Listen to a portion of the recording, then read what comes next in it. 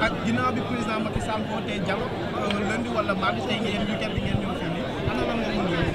mën mais mbégte rek parce que day wane ni askanu Sénégal takk nañu pour ñu sàmmonteeg dogal bi nga xam ne moom la conseil constitutionnel jël te ndogal bi du lenn lu dul Macky Sall waxal kañ la ñuy amal élection ci Sénégal donc wolof nee na wiiri wiiri jaari ndaari donc guddal jël lay nekk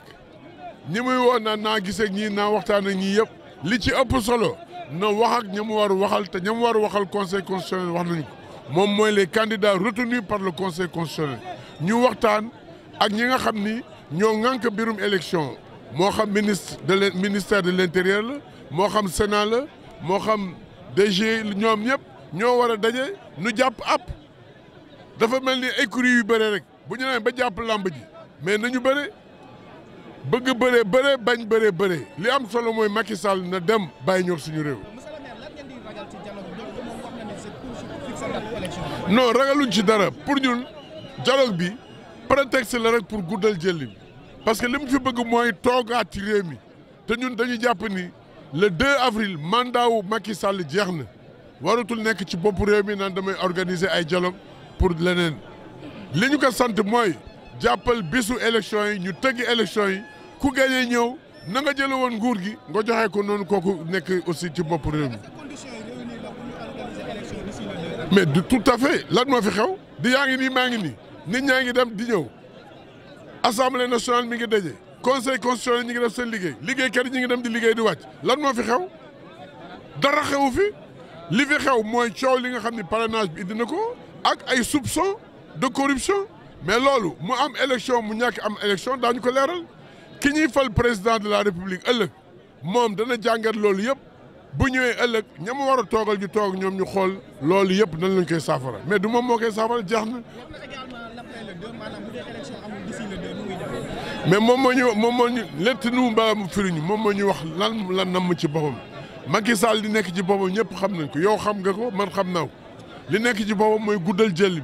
mooy nekk président par force au-delà même de son mandat la durée du mandat la constitution est très claire donc na dem li ñuy lijjanti gannaawam la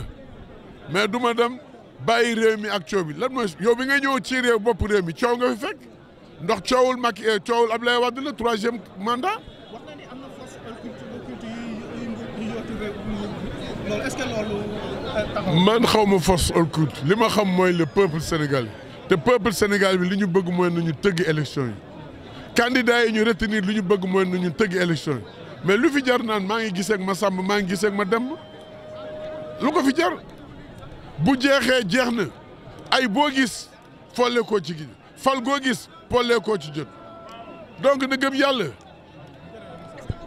maanaam mu jàpp benn date boo xam ne yéen du leen arrangé après ngeen dem attaqué ko au conseil constitutionnel looloo tax looloo tax ma ni la na dajeeg ñi mu war a dajeel ñi mu war a dajeel moom mooy les candidats retenus par le conseil constitutionnel ñi mu war a dajeel mooy ministère de l'intérieur ñi mu war a dajeel moom mooy Sénat ñi mu war a dajeel moom mooy DGIE ñi mu war a dajeel mooy ñi nga xam ni seen liggéey mbirum élection la mais ñooñu bu dayee ñoom waxtaan ak ñoom daañu app boo xam ne ñëpp ci d'accord ñu tëgg élection yi mu jeex wasin baa dem tool mais ëmb koo xam doo mucc mukk.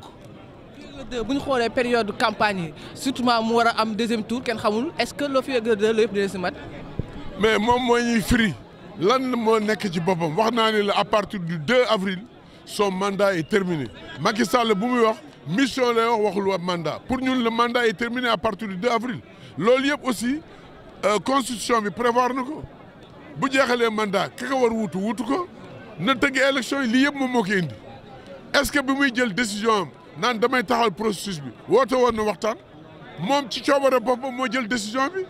léegi nag lu fi xew leneen ba mu naan damay woote pour jàppaat bis donc they don't make sense. Mais ce que je peux dire c'est de manifester toute ma fierté au peuple sénégalais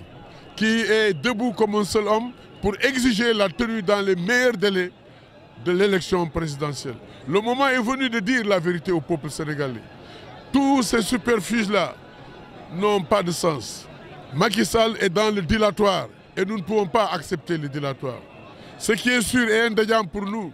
à partir de la date du 2 avril, le mandat de Macky Sall est terminé.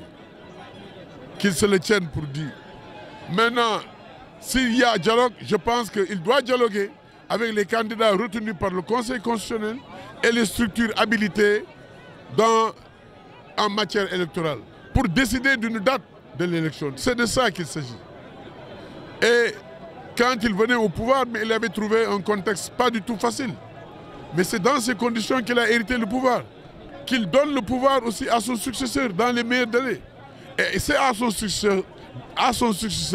de voir tout ce qui s'est passé, tous les problèmes préélectoraux, et une fois à la tête du pouvoir, de voir comment réunir les principaux acteurs pour y remédier et apporter les correctifs nécessaires. C'est moi qui vous remercie.